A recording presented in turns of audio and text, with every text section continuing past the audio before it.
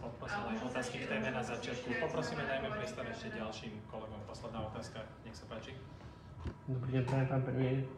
Jan Rohár, hlavný denník. Chcel by som sa vás opýtať, či očakávate, pán premiér, nejaký podobný krok aj zo strany Progresívneho Slovenska, nejakú protireakciu? Ja už len čakám, viete, ja nie som nejaký úzkoprsý človek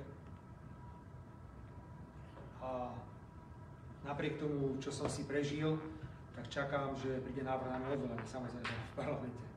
To bude otázka podľa mňa budúceho týždňa. Oni si zvolajú teraz nejakých ľudí na ulicu a budú vykrikovať, že Fico do basy, síce neviem za čo, Fico do basy.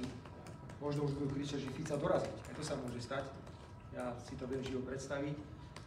Len preto som povedal, pán redaktor, že gentlemani a gaunery s rozmerom sa slovenskej politiky vytratili. Je mi to veľmi, veľmi. Ďakujem pekne za účasť. Ďakujem veľmi pekne. Dovidenia.